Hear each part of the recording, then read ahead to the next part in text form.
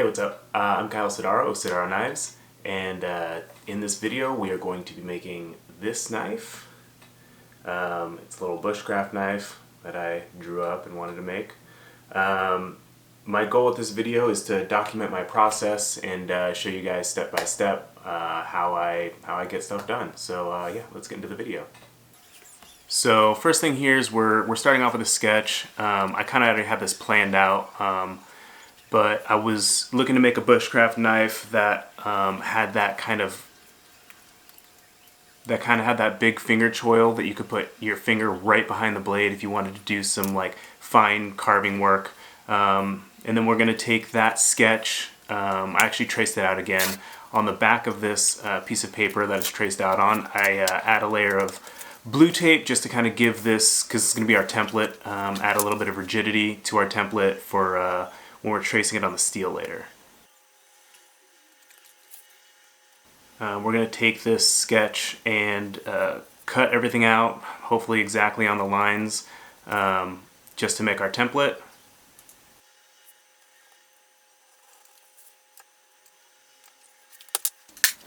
And then we're going to take a stick of 1095 here. I think it's about an 1/8 inch thick. We're going to, with a fine tip Sharpie, we're going to trace our template, and we're going to start cutting it on the metal bandsaw here. I like to use a fine tip Sharpie because it gives me real precise lines that I can try to make sure that I get everything as close as possible. The more I can get off, the more material I can get rid of on the bandsaw. Saves me a lot of time and energy on the belts, and also saves me a lot of belts.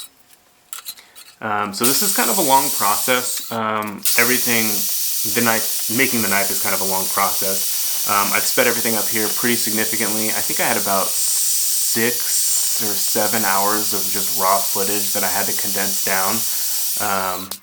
And you know, I try to take video of every step just so I could give you guys some understanding of, you know, what actually goes into making a knife. You know, you see it on Instagram or on the website and it's just a finished product, but there's a lot of different steps that we have to take into consideration here.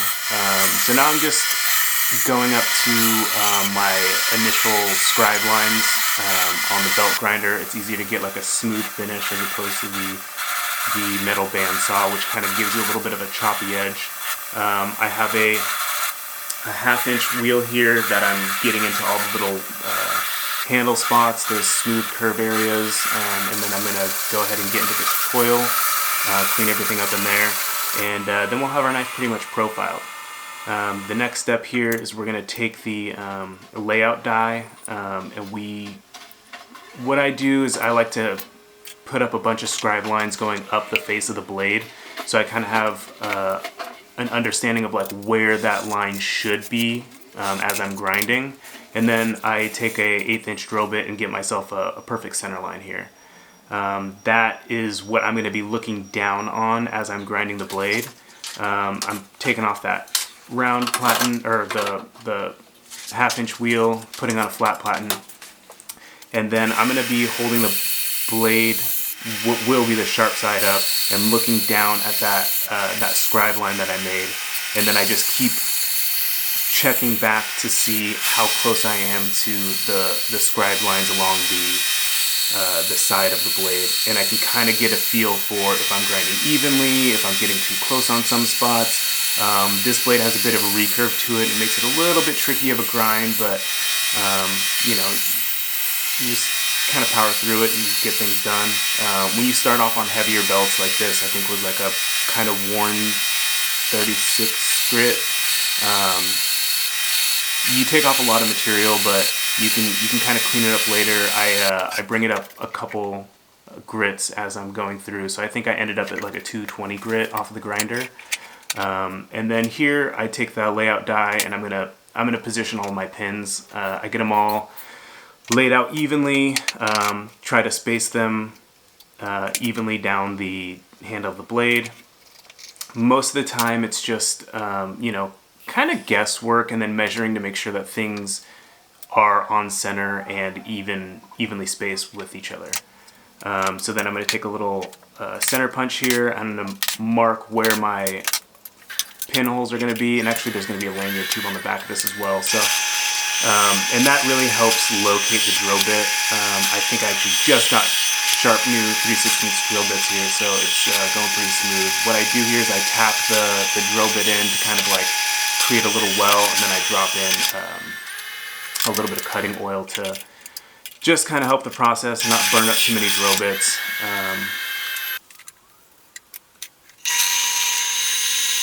So for this part, what I'm doing here is I'm taking out just a bunch of random little holes that don't interfere with the spine or belly of the knife or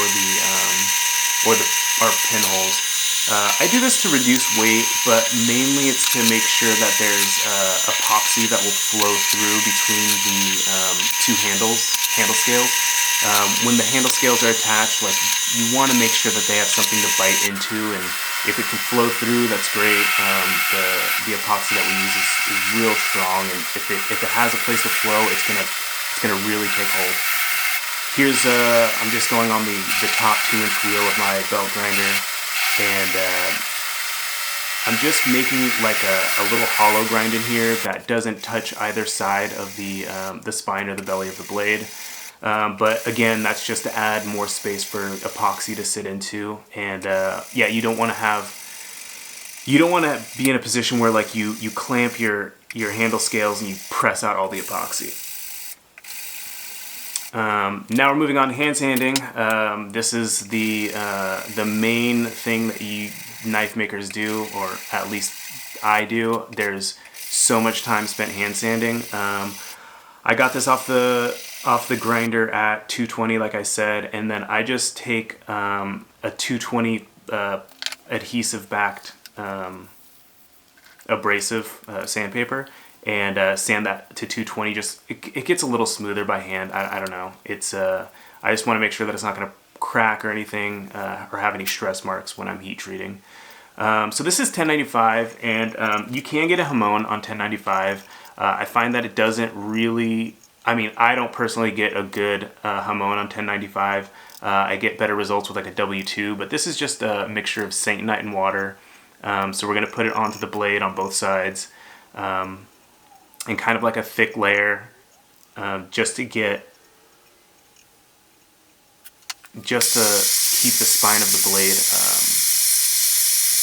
from cooling down too fast in the quench. So here I'm heat treating in this little makeshift baby forge that I have because I didn't feel like getting the big boy out, but it heats up pretty quick, and I have the magnet standing right next to the MAP gas tank, and you're gonna see me here check the steel right there to see if it's magnetic.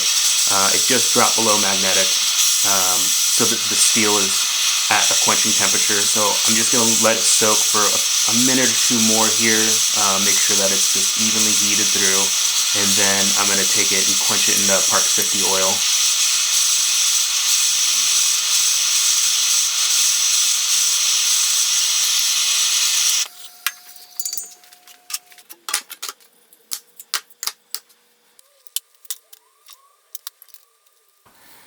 So this is all the handle material. I actually have the blade in the oven in the house for its normalizing cycle of is it 2 hours at 400 degrees Fahrenheit. So we're gonna scuff up all of the handle material. I cut everything up and made sure that it's, you know, appropriately sized. I took the 220 grit sandpaper to it, and then I'm cleaning it off with acetone, cleaning off the, what is that, desert ironwood. Now I'm taking G-Flex epoxy, and we're going to 1-to-1 ratio. We're going to mix that up, and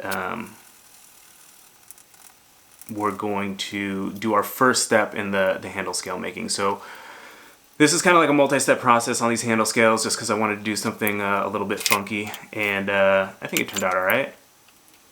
So yeah, just, you know, gluing things up, clamping them until they set overnight.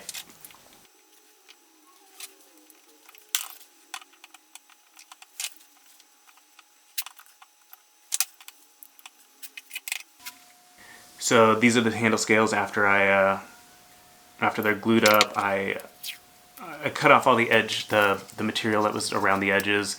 What I'm doing here is I'm taping up the flats that are going to mate with the knife together, and I'm gluing those together. So what I'm doing here is I'm basically making sure that those two handle scales are going to be exactly the way that they are. We'll figure that out. So I split the scales with that first layer on. So that's Desert Ironwood and the dark green G10. Now we're taking more G-Flex epoxy, and we have a split here with True Stone, I think is what it's called, in the middle with some of that dark green G10 on it as well. And the slime green or neon green G10 kind of matches this True Stone, so I was kind of hoping that it would, kind of match up and kind of almost seem seamless, and I feel like it did a pretty good job. They were pretty close. This part's a little bit tricky because once you have this epoxy onto the backs of the handle scale parts, it really wants to slip around. So like as I'm putting these clamps on, like everything's moving. There's no rest for the wicked here. You just keep fighting like the way things are moving around. Everything fast forwarded looks so easy. Like I feel like it's like, oh yeah, I just nailed that clamp down. It was perfect. But everything is just moving around, and I'm making slight little adjustments all the way through here. So I clamp all that up and I try to make sure there's no seams on it. This is the next day once that epoxy is set, and these scales are ready to be made into handle scales. They're all glued up. So now I'm going to take these handle scales, I'm going to clean them up, clean up all the edges, so that way I have a good way to align it. Because what you want to do here is, or what I do here is I try to make sure the splits in the scales, so that True Stone, that green True Stone that kind of splits the two pieces of wood. If you don't get this next part aligned properly, you're gonna have a weird alignment on your handle scales when you put the pins in, or when you glue the knife up, I guess. So you got to make sure that you're thinking a few steps ahead. I taped and glued the handle scales together like I did previously, and then I lined up the knife and glued it to the outside of the handle scales. So I had to make sure that I aligned the spacers in the handle scales with each other, glued them up, and now I'm drilling in. This is the lanyard hole for the handle, and I'm going to change out this 1/4 inch drill bit and then move down to a 3/16 drill bit for the handle bit material.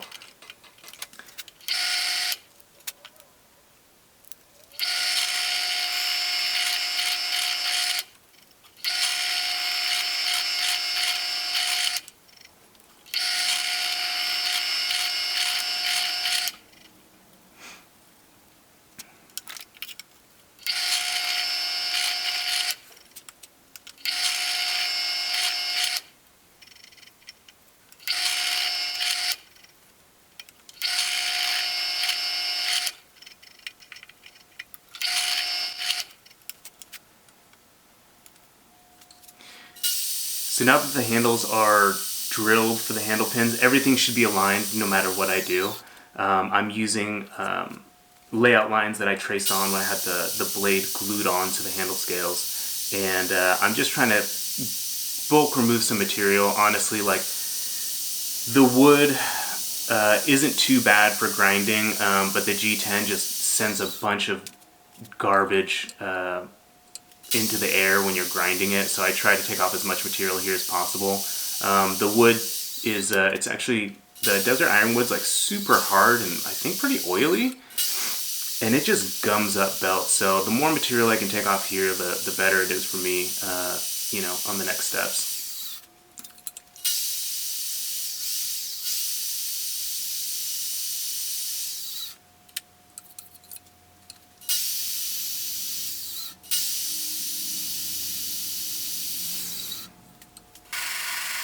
Now clean up everything on the belt here. The front of the handle scales, like the part that's closest to the blade of the knife, is really what's gonna, the thing that I gotta pay most attention to. Everything else I'm just cleaning stuff up because I'm a little obsessive about how that looks when I'm gluing a knife up. But the front of the handle scale is really the only part that's important at this point.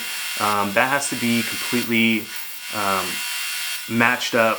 So I haven't unglued any of this, so I keep all those, I keep the front of the handle scales matched up. I don't want to have those be misaligned by me taking the handle scales apart and going up to a grind line. I just finish it up while it's still glued together in order to make sure that when you look down on the blade from the spine, everything looks perfectly aligned. On top of that, you don't have to. On top of that, I add a bit of a chamfer, or a lot of a chamfer, to the front of the handle scales to just kind of remove some bulk. And again, this is something that you're going to have to do before the glue up, and it's got to be finished up 100%, because otherwise you risk taking this part to the grinder right next to the blade, and it's not doable. So once we get that off the grinder, I've got both sides through the grinder. I go through and I hand sand all the way up to, I want to say 1,000 grit before glue up. So this will be the last step for the handle scales before glue up. We just got to get everything 100% done, like ready to be a done knife on this section of the handle scales. And again, like I would say 80% of knife making is hand sanding. It, like, for me, the way that I make blades, I know dudes forge knives all the way and just throw a handle on and sharpen it, but I spend a lot of time hand sanding and make sure that all the facets are clean and perfect and all of your angles reflect light in a nice way. It's just,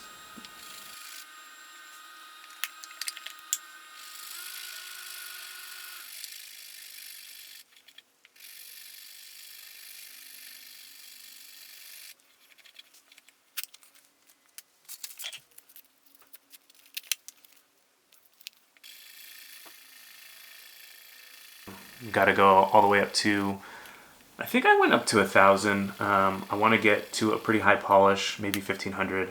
And then I just put a little bit of paste wax on here, buff it out, just kind of fill any voids and, give it a little polish. So now that the handle scales are done, it's back to hand sanding. There's a ton of hand sanding. I think I left it at 220 out of the heat treat and through temper. After heat treat, I had to knock off the clay from the trying to make a hamon. And like I said, just so much hand sanding. I cut out. I mean, I didn't even record most of the hand sanding, to be honest with you. It's tedious. See that. And here's the final polish, up to, I want to say 2,000 grit or 1,500 grit. And since we're going to acid dip this, like that's as high as we really need to go. So now I bring the knife inside, and what we're going to do is we're going to etch our maker's mark. And I'm a little obsessive about stuff like this, so I have a little power bank over there. That's power bank's the wrong word.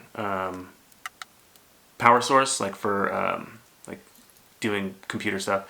And so what it does is it has a positive lead coming out of one side. The negative lead has a basically just a screw to a big brass head that I cover with felt. So I tape down my stencil. I have some electrolyte solution that I put on the felt, and then I turn it at 9 volts.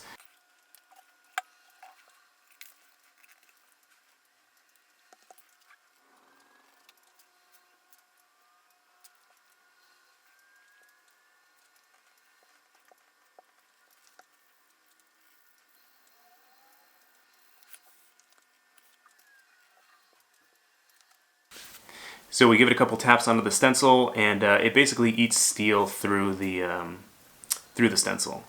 So now we have our blade clean, and spoiler alert, it's not clean enough. So what I'm doing here is I'm dipping it in acid, and it's going to affect the hard steel at the edge a little differently than the steel on the spine that I covered with clay. And I don't really get as good of a hamon from 1095, but since I didn't clean well enough, there's this spot here that did not etch properly. So it's back to hand sanding.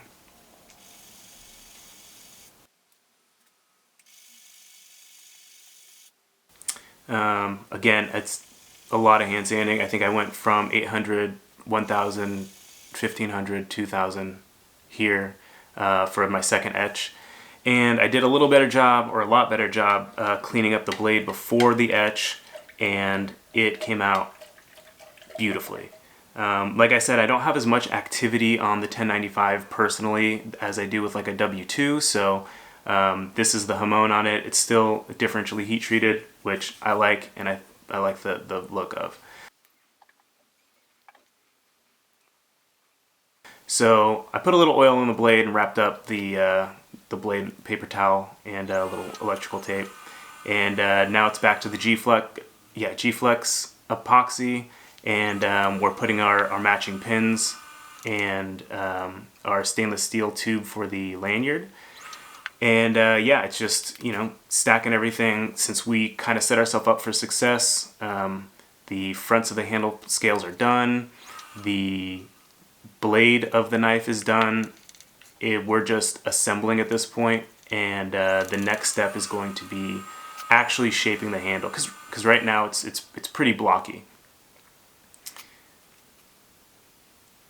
The G-Flex has a really good working time. I think you can work with it for about 45 minutes or so. I've never actually run into a problem with it.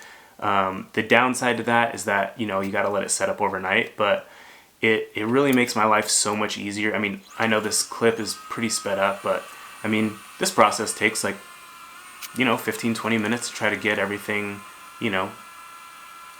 epoxied up, and I'm trying to use a piece of leather here to work the epoxy into that lanyard tube. But yeah, it's just get everything epoxied, and then you're gonna want to glue everything, and then I take some clamps and I clamp everything up. They say you're not supposed to clamp too hard because you don't want to push out all the epoxy, but I go pretty firm on this. I don't find that I have a problem, especially because I set up those pass-through holes and the hollow grind into the blade handle. So everything's done here. I've actually skipped the hand sanding of the spine and the belly of the blade, and I covered them with tape. So now I'm shaping the sides of the blade, and I kind of have an idea of what I want to do, something a little bit more geometric. I don't know exactly how it's going to pan out at this point. I just know that I know that there's a lot of material for me to play with, so I'm trying to thin it down a bit towards the front. I do like a bushcraft knife to fill the hand. I don't think it's something that you're not trying to keep it super lightweight or anything like that. So I think a bushcraft knife should fill the hand pretty full. And then through here, I have some layout lines that I've marked up on the granite plate. And I find that as I'm going, I sometimes need to add one or two, or extend a line, or kind of tweak a line to get what I want out of it. Because, like I said, I don't know exactly what I want out of this handle at the start. So I put layout lines to just kind of give myself a framework, and as I'm going, I keep grabbing the knife and holding to make sure that things feel right, like there's enough palm swell, or it's thin enough at the front that you can get your fingers around it. I want to make sure that, if you set out a plan, it doesn't always feel right. Like, I find that intellectually, like, there's things that I'm like, oh, that looks cool, or I think that looks great, but I mean, I've messed up enough knives to know that just because something looks good doesn't mean it feels good in the hand. So I spend a lot of time rechecking stuff in my hands and making sure that it feels right. That's what happens every time that the knife pulls away from the belt there. But yeah, so I'm trying to keep flat geometric planes on this blade a bit and keep them even from side to side, which isn't always easy.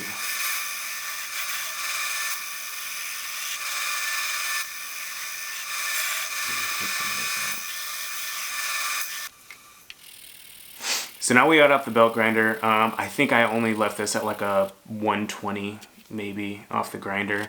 And you know, it's back to hand sanding. It's hand sanding on handle material is so much easier. The downside is I can't clamp the blade in as firmly as when I have just the steel. But the material comes off a lot quicker, and I find that off the belt grinder, and this is after hand sanding. So I think I got this up to 1,000, and then I gave it a little rub down with the paste wax. Now we're moving on to sharpening. Just to protect the blade, I put on a layer of blue tape. The blue tape is not going to, you know, take off any material on the blade or like etch it or have any kind of like negative interaction with it, because it's, you know, blue tape. And so I get the blue tape on there because the belt is not, even a clean belt is going to be throwing little pieces of abrasive off of it and bouncing off stuff, and I try to prevent any, you know, scratches, because the blade is done. The blade is 100% ready for show except for the edge. So I take it to the belt grinder. The belt grinder is actually running in reverse here. The belt is moving upwards, so I can watch what I'm doing. And then I take it to the my TS Prof Cadet, I think, sharpener, and she's good to go. This is a done knife now. I have made a leather sheath for this blade. If you would like, I can post a video of that process.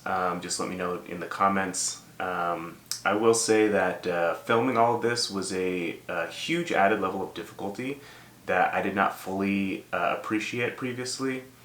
I've been watching knife making videos since I started making knives about 8 years ago, and I really didn't appreciate how difficult it was to not only be making your blade, but to set up your cameras, make sure that your SIM cards and batteries are full, doing the editing afterwards. There's a lot that goes into it, and yeah, I just want to say kudos to everyone who's out there making content for people like me to learn from.